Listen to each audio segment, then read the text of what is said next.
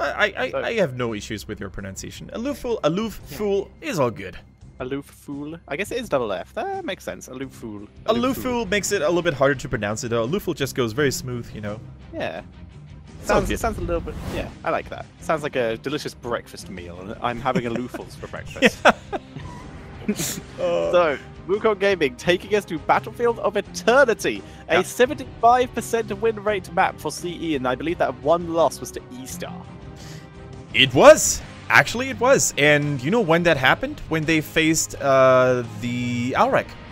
When they faced E-Star's Alrek, which was pretty lethal and caused them a lot of difficulties. But it's been a while since we last saw Battlefield of Eternity being picked in China, and it used to be one of the go-to battlegrounds for a long period of time. So far, though, for this play day, it has been neglected altogether. Now, CE, probably on the right-hand side, is not wasting any time here. It bans straight out the Abathur because, let's face it, Abathur just combos off so well with a couple of really end-meta heroes like the Malthael, the Illidan, the Genji. You pick one, and you get infinite value. And there is that Malthael coming back in, completely ignored last series. It comes back in for this one as a first ban from Wukong Gaming.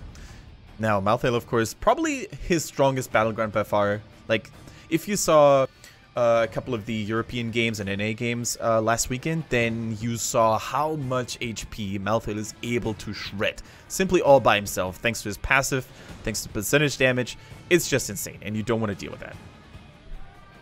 Yep, completely agree. You don't want to deal with it, but instead they seem to want to deal with the Genji more, and that is a polarizing statement. When you think a hero is so good that you'd rather have the enemy team pick Genji, you know that you have some issues against the hero. Whereas Wukong Gaming starting off with a very solid, very standard lineup. Greymane, great for a multiple race potential, and Uther, great potential. And once again, it's going to be Uther into a Nubarak. Yeah, nothing new here. I really like that Malthael found his way into the Nexus because, especially in this battleground, I feel it adds so much more spice to the draft, right? Before Malthael, it was always like, okay, Vala or Greymane, those two are the best assassins by far to shred down the Immortals. Now, with a third player in the game, with Malthael making it into the Nexus, you actually have a little bit of a change in drafts. No longer do you see Greymane and Vala prioritized all the time. Sometimes people deviate to the Genji. They go for an early support like Uther. It's really, really cool to see this change here on this battleground at least. Indeed it is. So let's see how they are able to, with Malthael gone, how are they going to use the rest of their draft? See, they've already got a Nubarak, and others going for both the armor-based tanks here, the spell armor and the physical armor. Full Northern mode, baby. The Lich King and the King of the Anubians, I think they're called. Nerubians. Yeah. Yes. Nerubians, there we go. For Nerub. Always brings back good Warcraft 3 memories. Of course, you could play the Death Knight, which is kind of what Arthas is here, and you could also go for the Crypt Lord. And as an undead player in Warcraft 3, Grubby's probably going to shake his head in disbelief. I was always keen on playing those two. They were really, really good, so good memories. The Nubians, yeah. The King of Noobs. The King of Noobs. Yeah, I'm... Warcraft 3 was actually before my time, so I've never played the multiplayer. I had to go back and do the campaign of it, etc. to learn. Did you play the single-player campaigns at least? Yes, I did. Nice. I thoroughly enjoyed them. Very nice storytelling, very fun gameplay in general. All right. Now, the Kharazim ban, that is quite the speciality for China here, but just think back to the Kharazim performances earlier. Despite not winning the game, the Kharazims themselves look really, really strong. It's a Chinese delicacy, if you will. No other regions prioritize so heavily on the Monk as China does. And with a Luful, man, dude, you don't want to give his favorite hero to that guy. No, you don't want to be an aloof fool and give him something that strong. But he's still left with the Rhaegar or with the Ariel if they go for another damage dealer who can synergize off it. They still have so many options. Yeah, so many options indeed. Me personally, that might just be me though, but I'm not the biggest fan of Dehaka still here. I know a lot of teams rely on his services by now, but especially with the nerf to his Brushstalker, I don't think he really gets that much value here on Battlefield Eternity. The globals, I mean, the walking distances are relatively short anyway, so you might as well go for a different hero to do the same job. Still not a weak hero by any means. And, okay, I like to wrap it up every now and then. However, not on this map, because single target damage is very weak early on. Unless you manage to get a couple of Spooter stacks, you're not going to have any value on this map with a Nazeebo. And also, you're not going to have enough damage to deal with the Anubrak, because Magic Armor and Beetles, and Arthas is a tanky beast as well. So I don't like the Nazeebo. I would argue that this is a consistent theme and a consistent error in the play of Wukong Gaming. They play for the late game, but because they're Wukong Gaming, they're never going to get there. Yeah. This is, I believe, a fundamental flaw in their drafting style. Because it's not the first time they've run the Nazeebo, and Nazeebo excels in the late game, and they never get there. They need to learn and pick maybe some more snowbally early game heroes. Maybe the Sylvanas. If you need a specialist that much, then try and just hope you win the first Immortal. Even try Zagara. To snowball yourself an easy victory. Zagara as well. I mean, if a team like Fnatic had chosen Nazeebo here on Battlefield of Eternity, I would have been like, okay, they've got a plan, they probably worked this out, and they know how to execute it. But with Wukong Gaming, who haven't won a single game this season, who are looking very much weaker than anyone else in the league, I just have to agree with you, Tetra. I think it's a lack of knowledge, or maybe just they basically dealt with it. They're like, okay, we're not going to win anyway, guys, so let's just have fun. But either of the two is not very healthy for their future career in HGC China. Yes, very much so. We'll see if, well, let's see what they pick last. They need to tank something to assist them in delaying. They could run solo tank Alarak if they wanted to add some more game delay to allow them to get to late game in the Nazeebo. Then they could run the Ragnaros, for example. Something to assist them in protecting their forts. No, they are running the second tank, and this does have the potential for a wombo combo. A good old-fashioned mosh pit if they really wanted to. I mean, interrupts, there's only 2, technically. I'm having a deja vu here, Tetra. They did pick ETC in the past already against a team, I can't remember which team it was. Was it SPT? Was it E-Star? One of the two. They tried to play the even game. They tried to play the macro game against a team that was so favored, so heavily favored against them, instead of going for the mosh pit. So I'm really worried that Wukong Gaming might once again go for some wonky stage dive comps, trying to just basically keep up with their opponents in terms of global against the Dahaka. It was on this map as well. It was against SPT. Yeah. SPT it was. Okay, what I want to see from Wukong Gaming here is, I want to see a full all-in comp with Mosh Pit. I want to see them take risks. Ravenous Spirit, for example. Absolutely. Like, if you have the weaker draft, then just go Hail Mary and maybe try to get a couple of lucky punches that might knock CE KO. I think that is the only way. You're not going to take a game-changing fight to stage dive. You already have global soak potential with the Dahaka. You can have a game-changing fight with Mosh Pit. I completely agree with you. You need that potential to turn the game, because you're not going to win straight up against CE. Yeah, exactly. Don't try to fight them on even terms. Don't try to fight them on their home turf, on what they excel at. A normal, macro, teamfight-oriented game. Just try to wait until level 10. Don't take any risks until then, and then you go put all of your eggs in the same basket, and maybe you're going to be able to come out on top. Maybe you can catch them by surprise. To quote our second best team in the world, so we just YOLO, right? That's sometimes what you have to do to be able to take those games. Yeah, absolutely, guys. Still, I want you guys to get hyped, get excited, because we're going to see a very unique constellation here for Wukong Gaming on Battlefield of Eternity. Let's give it up for both of the teams.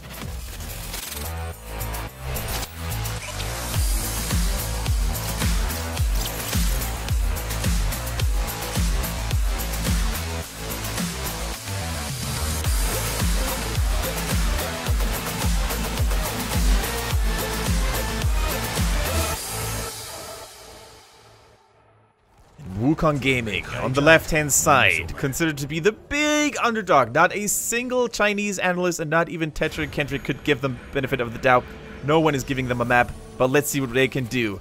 We have a Ling on the Greyman. We have Lao Hu on the Dahaka, Zero on his ETC, Moon on Uther, and the new player, the substitute, Lang on Nazeebo.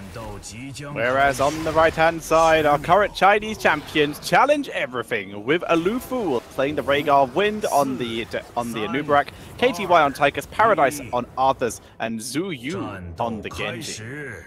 Alright, and Zuyu once again deviating from his normal role from the ranged specialist slash assassin player all the way to the Genji hardcore initiator. And already we see the first engagement here. ETC getting a little bit threatened here. Zero seems to be making it out just fine though.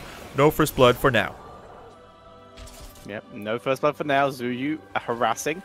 If this was SP... now remember, we actually saw SPT play Genji on this map recently, and they actually used Genji to kill off mid-fountain, which was an interesting strategy, to say the least, but we're not seeing that move out of Zuyu. He seems to be preferring to rotate with the Genji, try and gain benefit elsewhere, as we see KTY. They're moving in a 3v3, trying to burn down that ETC, but they're not able to do so. ETC, by the way, with the level 1 guitar hero. Yeah, which I like, basically. I really do like it. In the meantime, though, we see Lao Hu getting a little bit pressured here, and he ends up falling. And that's exactly what I'm talking about. Like, any other hero other than Nazeebo could have maybe peeled a little bit more and actually applied more threats, more danger to such a greedy play here by Genji and Arthas. Nazeebo, though, he's not really the best at that. He's extremely weak early on. No stacks on the Voodoo Ritual, no stacks on the Spooters, so no damage at all. Let's see if they can work on that. But I wanted to highlight KTY's Tigers here, by the way. Those are the small details that really sum up to a greater good as time goes by. The immediate dash away to safety once ETC was aiming with the power slide here. The lightning reflexes here are so good for, especially for squishy ranged assassin players, to really keep you safe all the time. Uh-oh. And he missed a stack.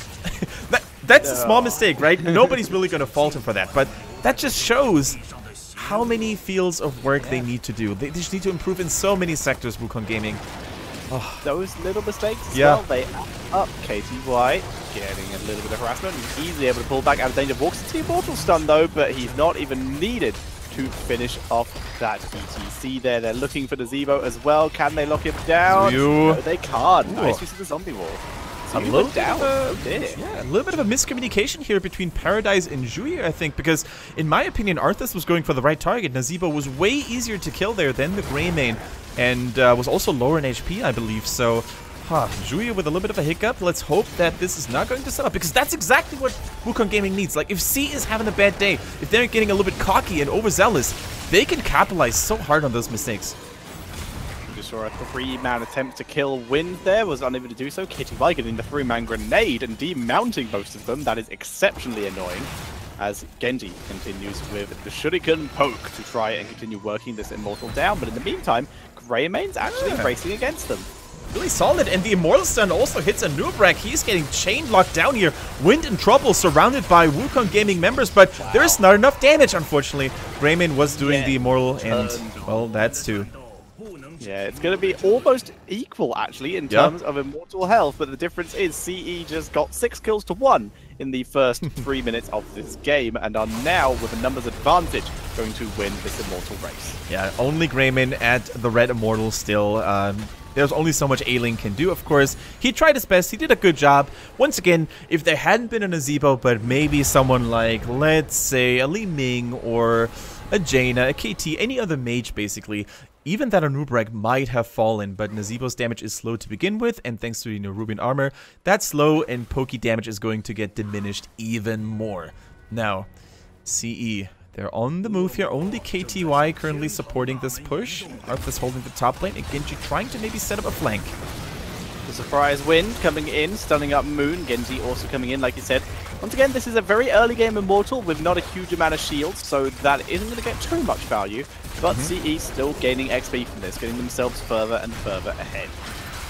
The Immortal is knocking at the front door here. The Ford is taking heavy damage, and Wukong Gaming, they're running a little bit. They're running in circles. It seems like they're not really sure what to do here. They're not really committing their full damage on the Immortal, which is actually falling right now. The Haka on the top lane, of course, is doing a good job maintaining a little bit of XP. And Arthas actually trying to rotate. Okay. That's far more value than the Immortal of that shield and of even levels should have actually got. That's kind of disastrous by Wukong. They're going to try and turn it around, but a good cleanse here as level 7 is hit by CE. Tyker's able to pull back, kiting through, doing all the damage. It's a 5v4 in favor of Wukong Gaming, but it's not working out. A Noob looking for an opportunity to try and catch someone out, but neither team able to pick up a kill. Yeah, great disengage here by CE. They realize that they're outnumbered, fighting 5 versus 4. And you know what?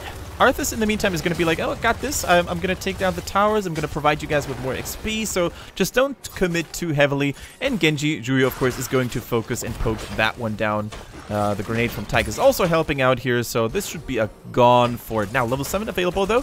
Nazeebo going full Spooter build, which I think is the only way to go here in this map. It offers the most single target DPS, which is needed against the Immortal later on. So, yeah. Once again, Hammer of the Lightbringer, by the way. for Uther at level 1. That really seems to be the Chinese go-to talent for Uther these days. It really does. Makes sense on this map, let's be fair. Yep. Especially even more than some of the others, just due to you have the Immortal to be auto-attacking a lot. EDC moving in, trying to steal, does do it. Tyke dashes onto the point, not able to get it. Gets gunned up. KTY taken out. EDC looking for more, not able to get it. But that EDC hammer on, allowing to deal a little bit more burst damage as well. Now we see the punishment attempt coming in as Paradise and Wind from over the wall. The 3-man knock-up. Genji in the backline trying to take down Leiling here as Zero is getting focused down, but Alufal also in danger. Wolf form still able to escape. Currently, Juryu ends up dying again. And it's Zuyu taken out in the backline. Aluf trying to finish off Zero, but he gets stunned up and he gets taken out. Nice fight by Wukong Gaming. And ladies and gentlemen, the team that has not won a single map here in HGC China, they're turning it up, getting 2 kills against the reigning champion CE. Was a little bit of a wonky fight, I don't want to deny that, but still, Wukong Gaming, they're going to have to capitalize from those early mistakes. Having the weaker draft, having the weaker team on paper, that's exactly what they need. They go for the mercenary camp, which is not too bad.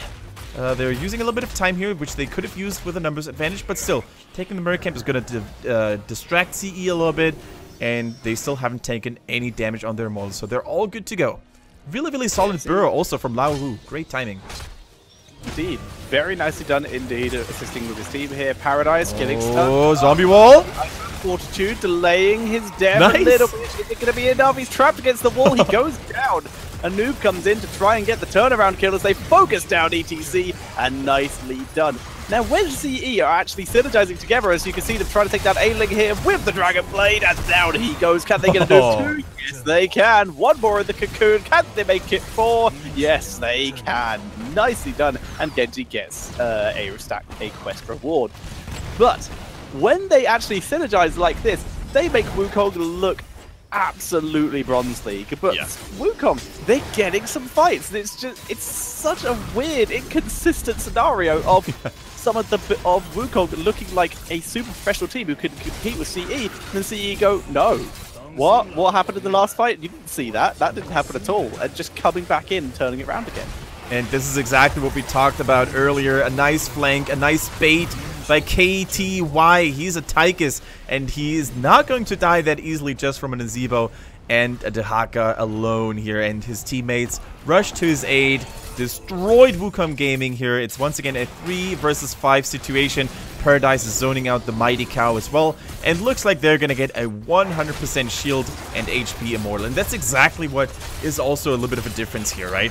Between a team like Wukong Gaming and a team like CE. Despite winning team fights, Wukong Gaming could not capitalize and get something valuable out of it. Instead, they went for mercenary camps, they played it a little bit too slowly, a little bit too carefully, and now they're gonna have to pull off a miracle defense not to lose this fort, and maybe even the keep, depending on how many members they lose. However, we have the Mosh Pit Thatcher, and the Divine Shield too, so they're going full all-in, which is exactly what I want them to do. Yep, holy cow, sometimes it can be what you need. You have to take that risk to get the comeback, and what's more of a risk than going for a mosh pit? That is exactly the kind of risk you need to take. They need to burn that with Cocoon, ETC, hiding himself from vision, looking for an opportunity. Looks like they want to try and mosh here, under the Immortal. Not the best idea. I would prefer they just played passively and defended and tried to all in. The second the Immortal went down, Cursed Bullet dropped, forcing a Nubarat back to back up a bit as they continue to zone out. ETC not assisting with the defense. He is actually doing exactly what we said. He's hiding around the side, waiting for that Immortal to get taken out so that he can make the engagement. Look at the ETC. CE has to realize that the main tank is currently missing for Wukong Gaming. They have to feel it. Their spider senses have to be tingling, but the Immortal is doing so much damage. Zero, you need to help your team. You don't want to lose structures like that. Zero is also even scouted, so CE, they get the keep. They now have no reason to stay here, so the mosh pit not gonna happen because CE not only a god, they're waiting for him, and ETC barely shoot you live. Barely escaped his life. Able to escape, so they don't get the mosh pit, they lose the keep, and that was just a cavalcade of outplay by CE. Yeah, I mean, sure, flanking people and landing a potential mosh pit is very nice and very powerful, yeah, but look at CE. They have the map awareness. Wukong Gaming do not. Okay. They know it. They don't even have the map awareness to potentially scout a gank like that. And KTOI once again on the Tychus, he's like, yep, sure, bait it in. Shui's gonna clean up. There goes Dragonblade. He stays out of range from the stuns. Nice mosh pit. See you later. Getting interrupted, and the first cow is going to fall. Yeah, Uber in the cocoon, not able to divide shield the ETC, as we see Greymane trying to do something. Divide shield dropped on him instead as they focus down onto KTY, but with ETC already taken out, like we said, down goes the Greymane, very barely actually. That Uther healing very nearly turned that around and killed off KTY as he was healing in his devotion form, but nicely done. CE once again clear it up in this fight, and they're actually going to go on and take this Fallen Shaman cap. Yeah, they're going to take the Bruiser camp here on the side of Wukong Gaming. That's going to be quite the pesky obstacle to overcome. And it's just perfectly timed as well, because 20 seconds from now, both Immortals are going to drop down once again in the middle of the map. And dealing with those mercenary camps actually costs you precious seconds, right? And every second actually matters when it comes to racing the Immortals. Top lane being pushed by mercenaries. Bottom lane, double mercenary camp pressure. So CE also around about to get level 16 here, so there's just so many good things for them happening right now. Wukong Gaming ETCs saying hello here, gets stunned, gets zoned out, and the halftime show is just about to begin. This is very rough. I do have a slight disagreement about Tychus' heroic choice. You have two heroes on your team who can actually interrupt Mosh Pit, and you want one of them to transform into a position where he can't do it. You either have to basically save Odin until after the Mosh Pit is done, or you take the risk of Anubrak being the one in the mosh, and then you're all in trouble. I would prefer the laser. You still get the damage out of it. You can put it onto Uther, zone him out quite a bit. I don't know. I'm just not so sure about it. I mean, I don't hate Odin because it's such an impactful and powerful heroic ability, but definitely agree the laser would have been a really good call here. Now, Curse Bullet lands on Paradise. Arthur's falling low here, but in the meantime, Dehaka says goodbye, bye-bye, 4 versus 5 once again. Ancestral does land onto Paradise, keeping him alive as he waits for the Divine Shield on the ETC, but Mosh Pit was not used as he is slowed and damaged and killed. Down he goes, and now Genji, where are you going to go to Zevo? Genji's waiting for you. He gets killed off. And that's another full 5-man team wipe from CE as they move on and get a almost full immortal 300 career kills for CE's win. Yeah. Wow. Congratulations, Wind. He's a veteran in the HGC China. 300 takedowns. That is no small feat to accomplish. In fact, I think he was the only one whose notification I have seen in that point. So, man, Wind turning it up. But once again, you brought up a very good point, Tetcher. ETC's Mosh Pit was not ready. It was still on a 10 or 15 second cooldown when the team fight started and broke out. And in those cases, good teams really need to be like, okay, guys, pull back for now. Don't get engaged on. Disengage, use everything you've got to run away, but don't fight. We wait until Mosh Pit is ready, and then we're gonna try to force something. Wukong Gaming, they fell for the bait, they took the fight, and they paid dearly for it. Oh boy. Oh no, ETC lives, and that's good. They still have a Mosh Pit now. Cocoon is used, focused down by Greymane. Good job, Greymane, keeping everyone alive. That's giving Uther a chance to back up and help his team. Divine Shield ready in 12 seconds. If they can delay long enough, they could have a chance at least winning the team fight, but in the meantime, the core is under attack. Yeah, they're using their gate here to get out of harm's way. Unfortunately, that's the wrong direction. The Immortal is hammering on your core. You want to go left, you don't want to go right. But at this point, I think Wukong Gaming, they realized there's not much else we can do. Paradise, he ends up falling. Ailing gets a nice moment of success here. Yeah, it's just a mess. So messy. But they got it. That's a 5 for 1. Arthur's the only one dying, and down goes the core. GG, first game going over to CE. Yeah, CE, you can tell by the looks on their faces, they're just having a little bit of fun, and even if they lost a team member every now and then, I think it was all a calculated risk, because they just wanted to play a little bit more aggressively. And even Wukong Gaming, I mean, we gotta give credit to them, just like Soa and Kiss last season, they don't lose spirit, they don't lose their morale. They know exactly that they're just not on the same level as CE, and I just gotta give kudos to those guys for still trying. Yeah. They took some great fights. Yeah, a couple of those guys were seen. really, really good. Just a bit of decision making in terms of when to take them was a bit of an issue.